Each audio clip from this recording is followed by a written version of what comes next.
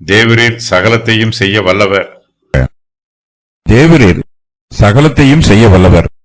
நீர் செய்ய நினைத்தது தடைபடாது என்பதை அறிந்திருக்கிறேன். தேவன் சர்வ வல்லமை உள்ளவர். அவர் சர்வ ஞானமும் சர்வ ஆளுகையும் உள்ளவர். யோபு தேவனுடைய சர்வ அதிகாரத்தை அங்கீகரித்து அவருக்கு பிரதியுத்தரம் சொல்லுகிறார். கர்த்தர் யோபுவுக்கு சுழல் காற்றில் இருந்து பிரதியுத்தரம் சொல்கிறார். கர்த்தருடைய வார்த்தைகள் எல்லாம் சத்தியமும் ஜீவனும் உள்ளவை. தேவரீர் சகலத்தையும் செய்ய வல்லவர் என்னும் சத்தியத்தை யோபு அங்கீகரிக்கிறார். கர்த்தர் பிகமோத்துக்கும் லிவியாதானுக்கும் அநேக காரியங்களை சர்வ சாதாரணமாக செய்கிறார். இவற்றையெல்லாம் எந்த மனுஷனாலும் செய்ய முடியாது. கர்த்தர் தமக்கு சித்தமான காரியங்களையெல்லாம் செய்கிறார். அவற்றை தடை பண்ணும் அதிகாரமோ வல்லமையோ யாரிடத்திலும் இல்லை. இந்த சத்தியம் யோபுவுக்கு ஏற்கனவே தெரியும். யோபு தன்னுடைய சிநேகிதரிடத்தில் விவாதம் பண்ணிய போது இந்த சத்திய வார்த்தைகளை அவர்களோடு எடுத்துச் சொன்னார். யோபு இப்போது இந்த சத்தியத்தை தன்னுடைய இருதயத்தில் அறிந்திருக்கிறார். தேவரீர் சகலத்தையும் செய்ய வல்லவர் என்று யோபு சொல்லுகிறார். இந்த வாக்கியத்திற்கு யோபுவால் ஒன்றும் செய்ய முடியாது என்பது பொருளாகும். யோபு மிகவும் தாழ்ந்த நிலைமையில் இருக்கிறார். யோபுவினிடத்தில் பலமோ ஞானமோ வல்லமையோ இல்லை. ஆனாலும் யோபு இதுவரையிலும் தன்னால் எல்லாம் செய்ய முடியும் என்று தப்பிதமாய் நினைத்துக் கொண்டிருந்தார். இப்போது தன்னுடைய தப்பிதம் யோபுவுக்கு புரிகிறது. தன்னால் ஒன்றும் செய்ய முடியாது என்றும் தேவரீர் மாத்திரமே சகலத்தையும் செய்ய வல்லவர் என்பதையும் யோபு அறிந்திருக்கிறார். யோபு தேவனை பற்றி சொல்லும்போது நீர் செய்ய நினைத்தது தடைபடாது என்பதை அறிந்திருக்கிறேன் என்றும் சொல்லுகிறார். நாம் செய்ய நினைப்பது பல சமயங்களில் தடைபடுகிறது.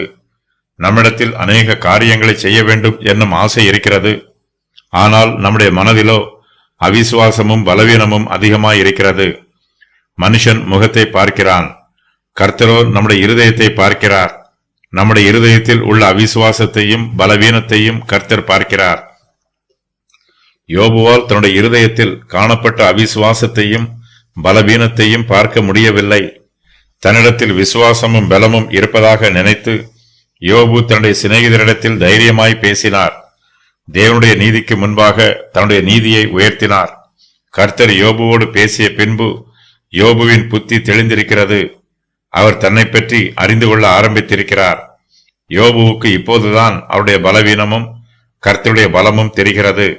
இந்த சூழ்நிலையில் தேவரீர் நீர் செய்ய நினைத்தது தடைபடாது என்பதை அறிந்திருக்கிறேன் என்று விசுவாசத்தோடும் தெளிந்த புத்தியோடும் சொல்லுகிறார். கர்த்தர் தம்முடைய சித்தத்தின்படியெல்லாம் செய்வார் என்று யோபு ஏற்கனவே சொன்னார்.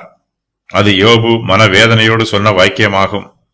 கர்த்தர் ஒரே மனமாய் இருக்கிறார் என்றும் அவரை திருப்பத்தக்கவர் ஒருவரும் இல்லை என்றும் கர்த்தர் தம்முடைய சித்தத்தின்படியெல்லாம் செய்வார் என்றும் யோபு அப்போது மனவேதனையோடு சொன்னார்.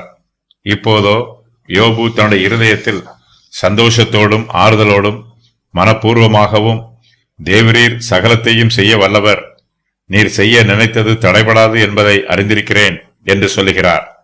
தேவன் நமக்கு நன்மையான காரியங்களை செய்ய வேண்டும் என்று நினைக்கிறார். தேவனுடைய ஆலோசனைகள் தான் நிலைத்து நிற்கும்.